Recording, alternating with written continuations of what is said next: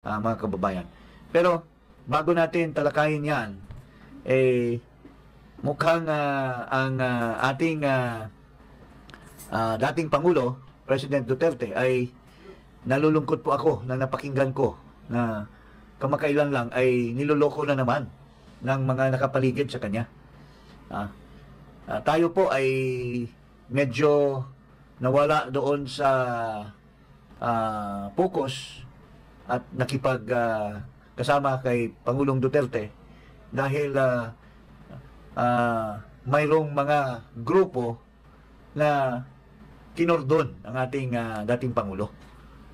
Imbis na tuloy-tuloy ang ating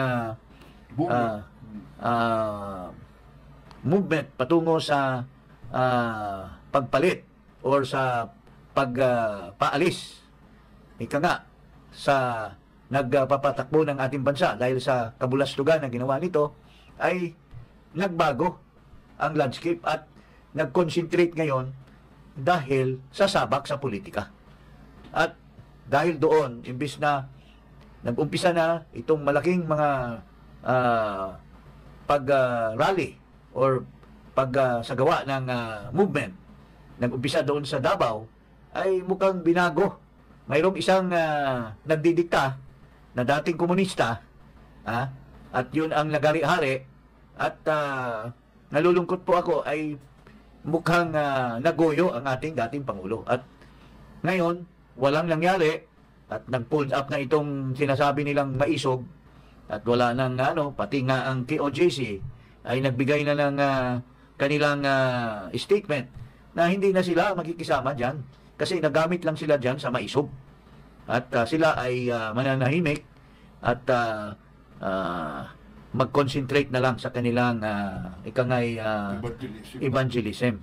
Dahil nagamit sila, lahat ng mga rally nitong maisog ay puro KOJC ang tumatao. Resources. Oo.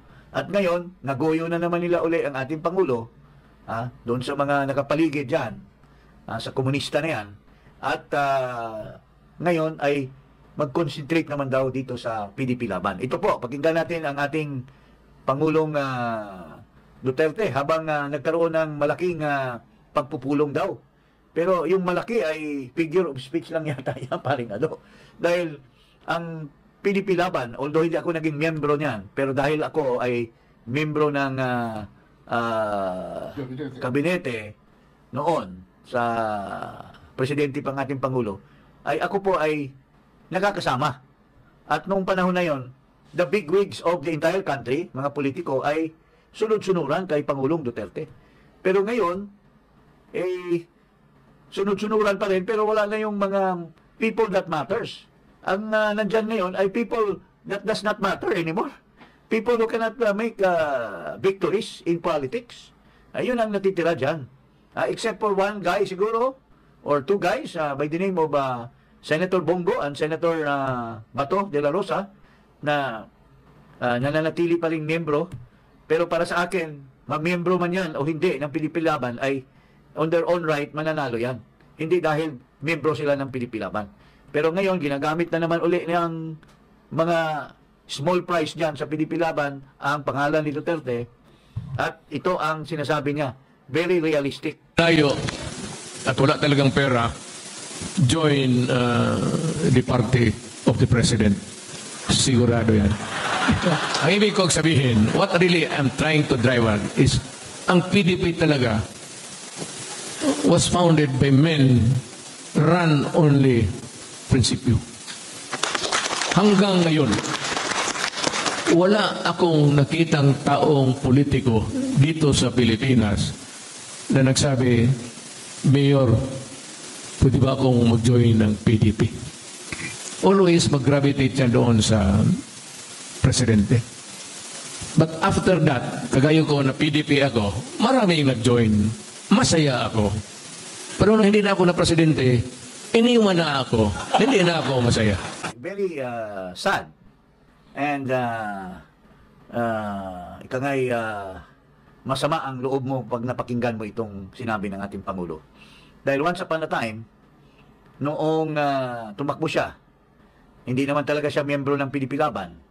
Pero yung sinasabi niyang mga tunay na mga miyembro ng Pilipilaban, sila former Senator Nene Pimentel, at kasama na rin yung kanyang kapatid, kanyang anak. Ito yung tinutukoy ni Pangulong Duterte. Pero nung naging presidente na siya, kung sino-sino na ang mga sumama at pinakinabangan lamang nila ang partido. Pero sa sinasabi ni Pangulong Duterte ngayon, ang mga politiko ay nag-gravitate yan sa presidente. At ngayon, bago na ang presidente, nag-gravitate na kay Marcos. So, anong nangyari? Malungkot siya dahil iniwanan na ang Pilipilaban na kanyang ikangay pinalakas. Although hindi siya original member, nagamit din siya ng Pilipilaban na magiging official candidate. Dahil sa kanyang pagpanalo, pagkapangulo, ay halos lahat ng mga miyembro ng political forces noon ay nagiging membro ng Pilipilaban. At okay, Ado. Alam mo, Komjeng, ang political reality dito sa atin, wala naman dito political party system talaga under the 87 Constitution. Because naging multi-party system yan, kaya existing mamayani dyan para sa akin ay birthday party. Ha?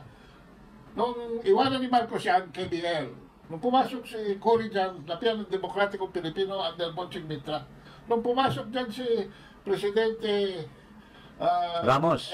Ramos, yan ay naging lakas NUCD. Nung pumasok dyan si Erap, naging partido, masang Pilipino yan. Pumasok dyan si Gloria Macapagal-Arroyo, naging lakas ulit, kampi naman, wala nang NUCD. Nung pumasok si Noynoy, naging Liberal Party. Nung pumasok si Duterte, Partido Demokratikong Pilipino. At ngayon, wala na dyan ang poder. Precisely sa sinasabi niya. Ngayon, ito ang tanong ko. Yung bang mga prinsipyadong tao na nandiyan sa loob ng PDP, noong panahon ninyo, sa kabinete, panahon niya bilang presidente, ano ang ginawa niya para pagtibayin ang Partido Demokratikong Pilipino? Wala. Wala! Walang ginawa, kundi kumita. Mayroon nang isa dyan, dapat sana, noong panahon na nagka-interest ang ating kasalukuyang Vice President, Sara Duterte, na magtakbong presidente, anong ginawa nitong kumag na ito? Na malaking opisyal ng Pilipilaban, sinasabi niya, hindi pwedeng maging kandidato natin si Sara Duterte kasi hindi naman siya miyembro ng Pilipilaban. Tingnan mo itong gago na ito. At pinipilit niya na si Bongo ay yun ang tatakbo na presidente. Or pinipilit niya si presidente na maging vice-presidente, Vice President Duterte, at Bongo will be the presidential candidate. Na sa labag naman sa loob ni Bongo talagang tumakbo ng pinipilit nito. At itong tao na ito, ang laki-laking kinikita. Tapos yung kanyang sidekick, itong taong ito, kumita din ang gusto, nakapundar sa isang lugar, napatakbo ng congresswoman, ang kanyang asawa, nakinabang sa PDP laban ng husto, tapos bumaliktad na ngayon sa isang partido ng poder, ng Marcos administration. Pero anong ginawa? Gusto pang sampahan ng kaso ang isang dating kabinete na nananatili na sumusuporta kay President Duterte. Kakasuhan daw ng libel or whatever charges na siya ay dati namang nakinabang diyan sa PDP. So, what's happening now? Nagtatanong po kami sa inyo, Ginoong Mayor. Bakit po? Ano pong nangyayari ngayon? Bakit po masyado kayong nagpapagoyo nitong natitirang mga miyembro ng Pilipilaban? Kung sino-sino ngayon ang pinasok, pero ang mga matitinding mga miyembro, tulad ni Pepito Alvarez, wala na, umalis na. Sinong nilagay? Robin Padilla. Anong kakayahan ni Padilla? Nanalo lang din naman niya dahil tinulak ni PRRD during his time as president. Pero on his own, that guy will not win. Ngayon, yung anak naman ni Pangulo, nilagay na vice chairman. Anong kakayahan yan sa partido? Kaya naawa po ako at alam mo, once upon a time,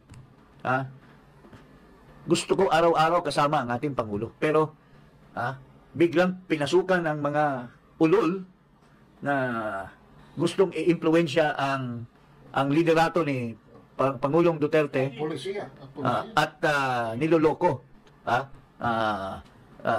Inu-impluensya ang kanyang magandang liderato. With all due respect Yes. sa former president, nung pahong termino ninyo, ini-infiltrate na kayo ng mga oligarko, ini-infiltrate na kayo ng mga Amerikano, ini-infiltrate na kayo ng mga bobo, mga vested interest.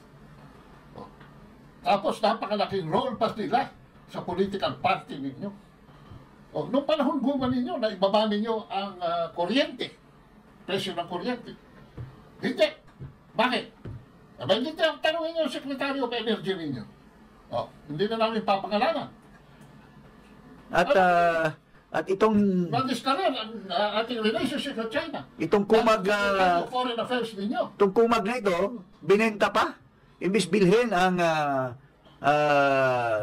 Service 38 at ang Malampayat, ang gobyerno ang magpapatakbo. Binenta pa sa isang crony na wala namang kakayahan. At pinagkitaan, mga kababayan. Ganun po ang katindi ng mga nakikinabang kay President Duterte noong siya pa ay nagpapatakbo ng ating bansa. Wala kasi strategic thinking, walang planning. So Walang ngayon, structuring, no building of an ngayon, Late in the day. we seem to be dreaming we seem to be dreaming na with this current administration, inamin na nga ng ating dating Pangulo na people will gravitate to the new administration, to the President. At yung mga nakinabang na mga kumag, na mga miyembro ng Pilipilaban noon, at iniwan na at nalulungkot ang ating Pangulo dati, ay inamin na niya nga na nag-gravitate na ngayon. So, what does Pilipilaban expect to fight in this coming election? At ako, with or without Pilipilaban, maninindigan po ako na si Bongo ay mananalo yan. Dahil, not because of Pilipilaban, but because of his capability for his helping a lot of people. Now, He left a legacy. he left a legacy, yung An institution. oo. Maski wala pang Pilipilaban, ang feeling ko mananalo yan si Bongo. Pero itong mga kengkoy na nakikisali ngayon sa Pilipilaban, anong ini-expect nila? Mayroon pa diyang mga bago daw mga miyembro. Pati yata mga pukpok sinasali na dyan yung mga Principled naman daw yung mga pukpok na yun. principal. Maski mga sexy maski mga dabyana na ngayon okay lang ganun katindi ngayon, kadesperado. Tapos ang legacy ng ating dating Pangulong President Duterte, pipilitin nila ngayon na magkampanya para lalo masira.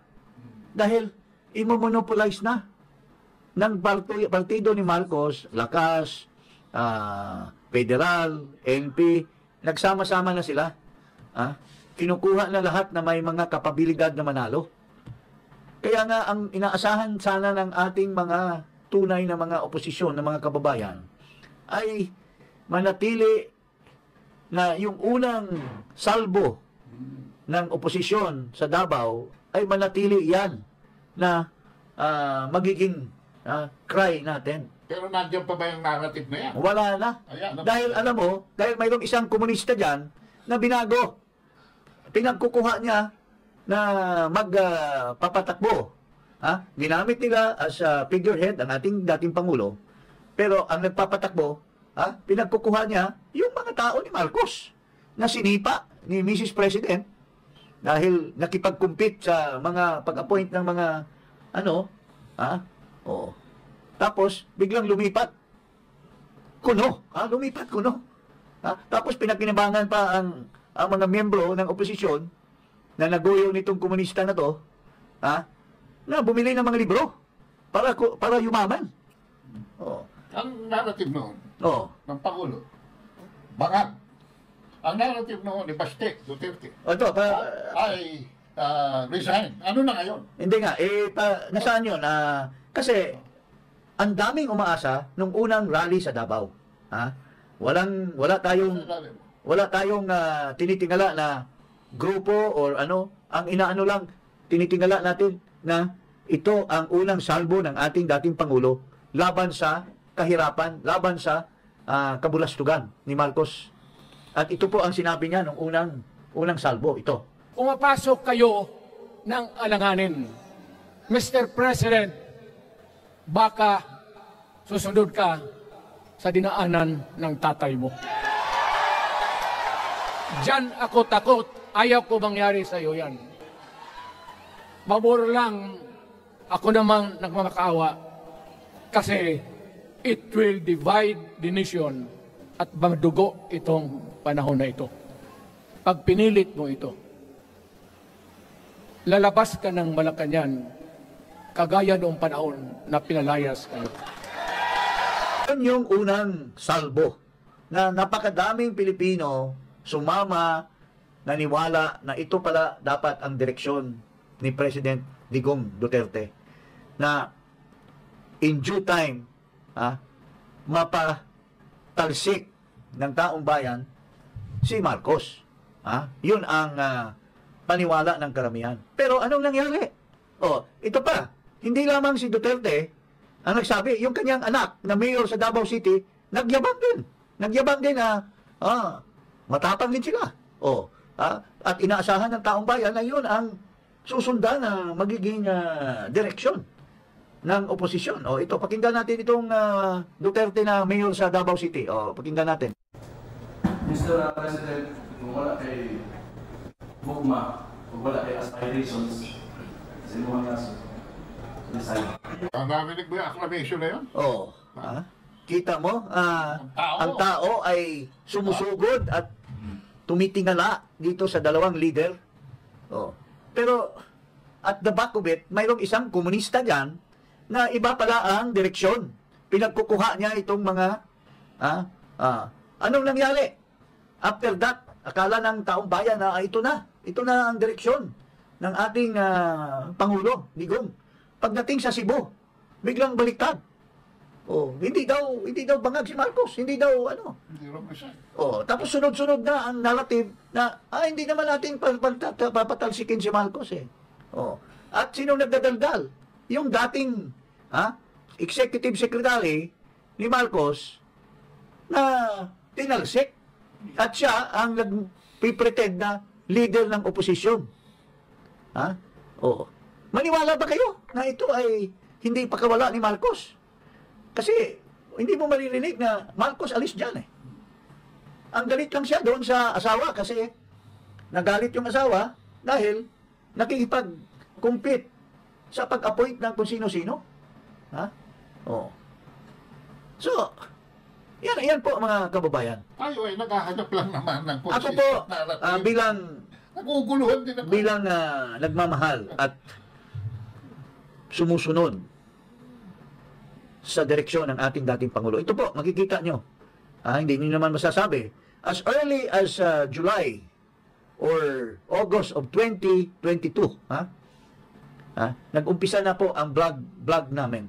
Ako, si Eli, against the kabulastugan of Marcos. Ito po, magkasama kami ni President Duterte. Ito, makikita nyo dito, kaming dalawa.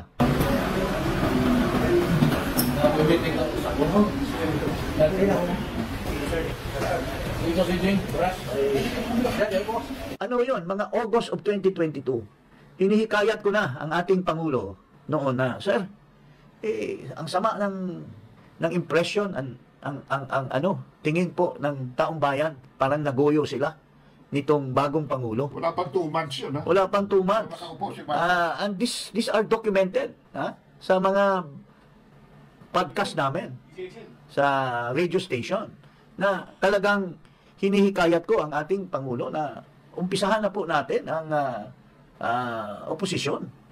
Anong sabi ni Pangulong Duterte? Marami pa tayong panahon. Relax lang. He is the only president we've got. Bigyan natin ng chance. Okay.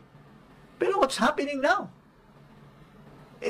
Nasaan na yung mga strong words ng Davao rally? at yung binibitawan niya ngayon dito sa PDP Laban. I don't have any qualms against Marcos. Serious enough for me to speak out and say, Mr. President, we do not agree with you. Mr. President, you are wrong. And Mr. President, you stop it. Kasi hindi na maganda sa bayan niya. I have not reached that point. Nagbago na ang tema. But I cannot say for sure na yan ay galing. Hindi yan iniimpluwensyahan ng mga nakapaligid dyan sa ating dating Pangulo. Because kilala ko ang ating dating Pangulo. Nagserbisyo ako sa kanya. True to form. Willing tayo na magiging foot soldier sa kanya. Pero ito ngayon, hindi na natin siya malapitan. Dahil mayroon ng cordon sanitaire. At ang mga kaibigan niya, ito ng bata-bata ni Marcos. Yung isang bata-bata ni Marcos na babae na abogada na sinuspid din ng Korte Suprema. Yun ang mga nakakalapit sa kanya ngayon. Nasaan na yung mga tunay na mga magpapakamatay para sa ating bansa? Wala. Kasi pinaikutan na ngayon ang ating dating Pangulo. At iba na ang tema. Kaya maraming nagsasabi, paano naman ngayon? Isa na lang ang pag-asa natin. Yung kanyang butihing anak na umalis na sa clutches of the Marcos administration, at ito po ang inaasahan natin na magpatuloy nung unang salbo doon sa Davao. So, ngayon, marami pong tumitingala at naghihintay sa Vice President in the hope that she will start a ball game towards real change in this country. Not only in terms of administration, governance, but the change of the leadership of this country. Perhaps even the structure of our government. Yes. Yun ang inaasahan ng ating mga taong bayan ngayon. But wala pa tayong nakikita sa kanyang mga direksyon kasi she is defending herself from all these attacks. Paring Ado, ano masasabi mo? Hindi, ako, I just don't want to be misunderstood. Kami ho ay hindi nagbo-volunteer na pasukin yan kung ano man yung enclave na yan. No? Kami po ay public commentators, analysts, no? Strategists, na nag-o-offer ng aming ideya, tanggapin nyo o hindi. And you have been disregarding reason and strategy over your kinship with this cordon sanitaire. And you must be awakened kung ano naging consequence niyan dito sa forthcoming elections. Kaya kami, no, ay nagdududa na itong election na ito will not be a fait accompli. At hindi lang kami nag-iisip ng ganito. I'm inclined to think that even the daughter, no, appreciates what we're doing and thinking the same way. That the old ways, the old political trapo ways will no longer work, especially against a bigger trapo. Ayan. Ako lang po ay, in compliment to Paring Ado, ako lang po ay nalulungkot dahil po nagserbi ako ng tapat sa ating dating Pangulo at ang laki ng respeto ko sa kanya. Tapos, ang dami niyang na-accomplish. Pero after the fact, magiging ganito na lang ang patungo na gagamitin siya sa kampanya nitong partido na wala lang natira. Gagamitin lang yung kanyang pangalan para lang ipahiya.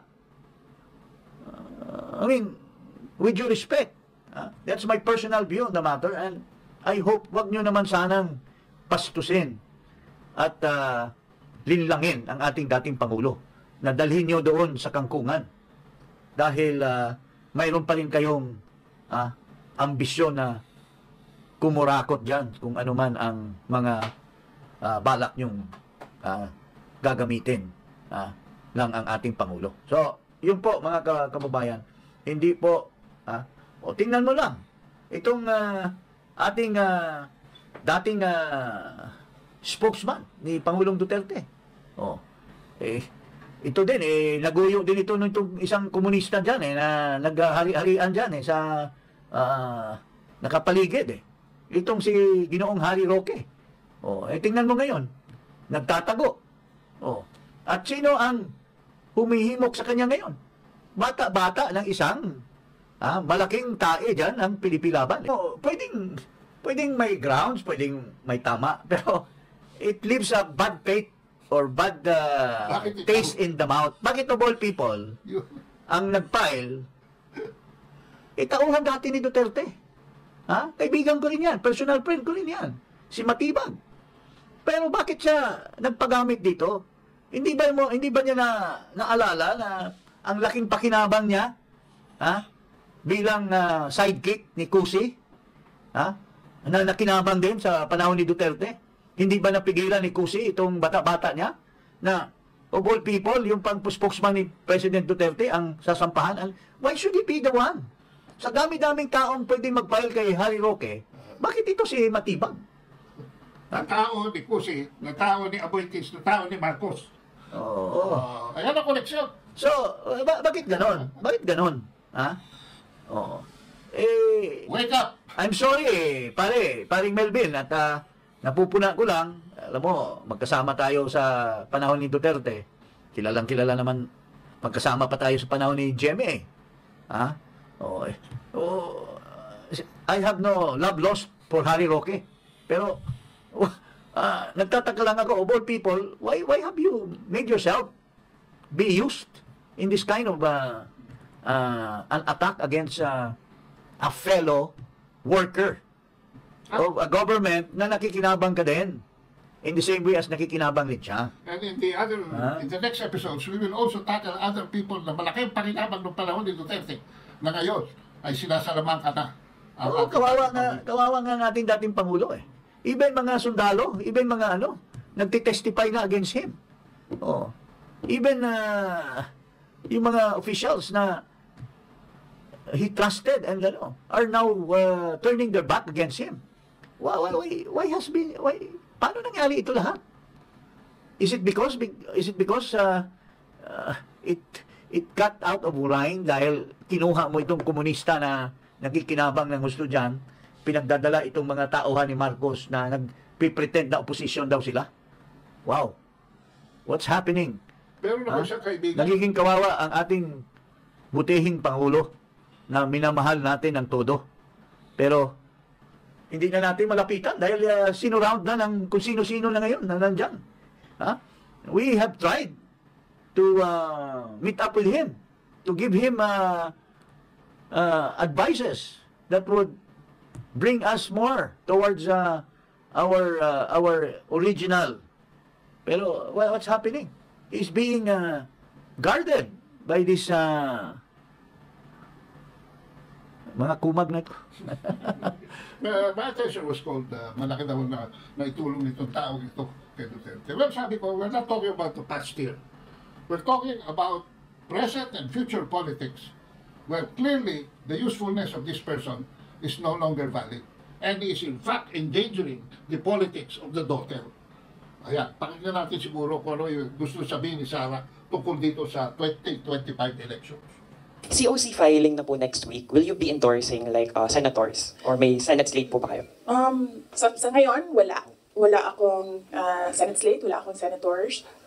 Kasi nga sabi ko, nakatutok kami defending the office of the Vice President. I feel that that is my primary duty right now, to defend the office. So, There you go. ayaw mag-endorse. She doesn't want to participate. She doesn't want to participate. And yet, I think for the same reasons that we have. yes. Because, once upon a time, binastos nila si Sara.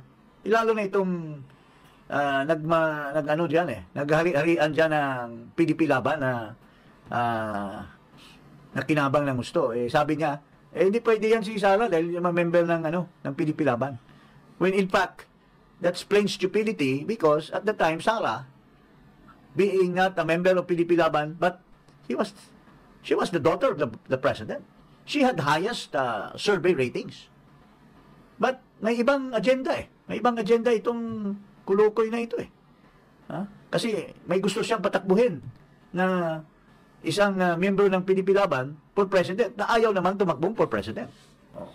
So, anyway, I hope all is well that ends well. we're still optimistic. Oo. Kasi But not along this line. Kasi kawawa ang ating Pangulo, ha? Duterte. Ha? Pipilitin siyang magkampanya na itong Pilipilaban all over the country. May kapakanan na nga, hirap na nga maglakad. Pipilitin nyo pa. Tapos, yung kanyang anak na may kakayahan, highest performer at highest official trust rating. Ayaw nga magkampanya. Ayaw nga magtulak, ayaw nga makisali. So, ipaubaya niyo kay Pangulong Duterte yung pagkampanya. Unang-una, wala rin kayong winnable na mga kandidato except Bongo. Oh. So, anong klaseng pangloloko ninyo kay Digong? Kay President Digong? Ha? Parang nilalagay nyo lang siya sa panganib at saka sa kahihiyan, mga kababayan. Oh, ito po, hanggang dito na lang kami.